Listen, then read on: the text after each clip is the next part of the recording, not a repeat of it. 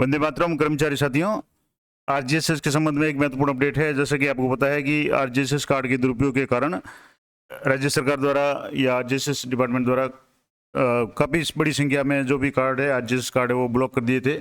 इसके संबंध में भी कुछ साथियों की प्रश्न थे कि इसको कैसे अनब्लॉक किया जाए या किस तरीके से अनब्लॉक होंगे। तो इसका मैंने आपको बताया था कि सबसे पहले तो आपके जिस कारण से कार्ड ब्लॉक हुआ है, जैसे मान लो आपने कोई मेंबर है जो नियमानुसार नहीं जुड़ना चाहता था, चाहिए था लेकिन जुड़ गया है, जैसे 25 साल या उससे ऊपर के अगर कमाऊ पुत्र वगैरह है जो नियमानुसार पात्र नहीं होते लेकिन वो जुड़ा हुआ है, या किसी कर्मचारी के सास ससुर को जुड़ा हुआ है, तो उनको हटाने के बाद ही आप जैसे एडिट ऑप्शन में जाकर के या जन आधार अपडेट करवा करके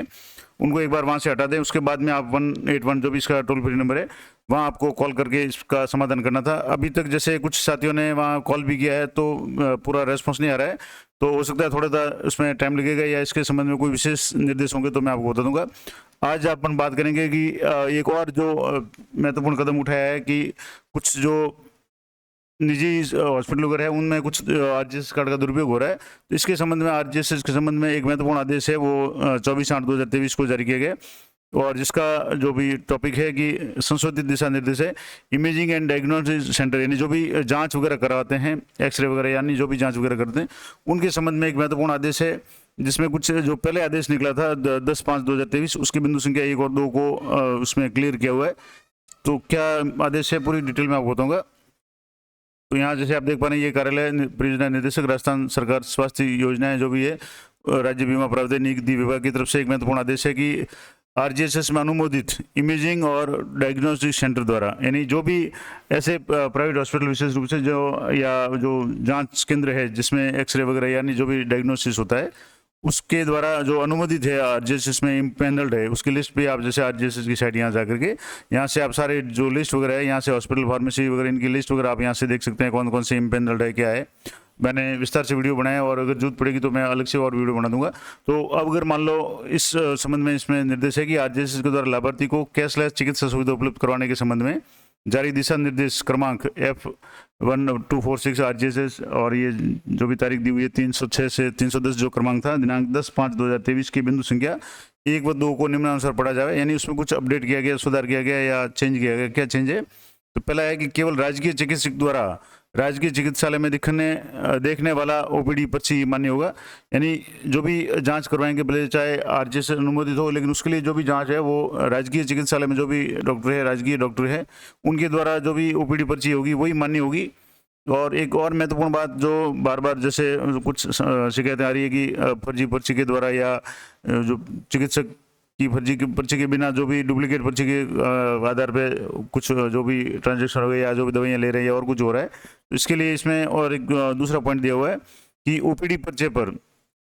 चिकित्सक द्वारा बीमारी के नाम के साथ क्लिनिकल सिम्टम्स का उल्लेख होना आवश्यक है। यानी जब भी आप जैसे ओपीडी पे पर्ची कटवाएंगे तो डॉक्टर जो भी आपकी बीमारी होगी उसके साथ में उसको जो लक्षण होंगे, क्लिनिकल सिम्टम्स का मतलब जिस बीमारी से आप ग्रसित है उससे संबंधित कुछ लक्षण है, जैसे सर्दी जुकाम है, बुखार है, तो फीवर वगैरह है, जो भी जिस तरह का भी कोई बीमारी होगी उसके लक्षण है उसका उल्लेख होना आवश्यक है।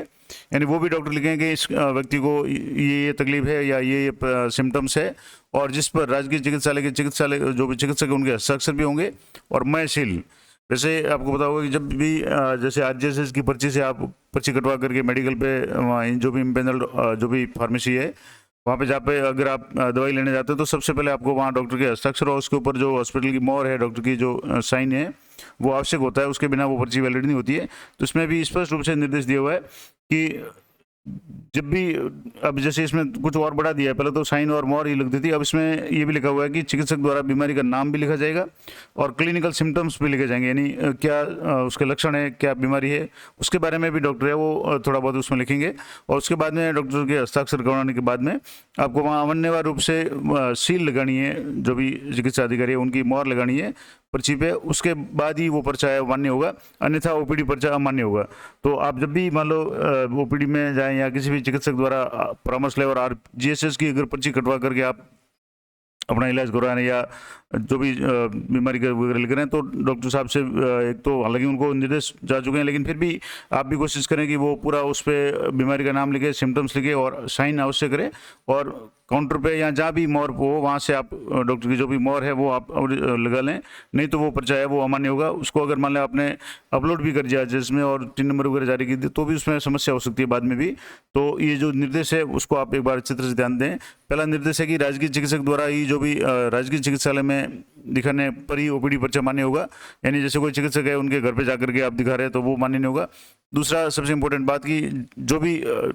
पेशेंट या जो भी कार्मिक है वो अगर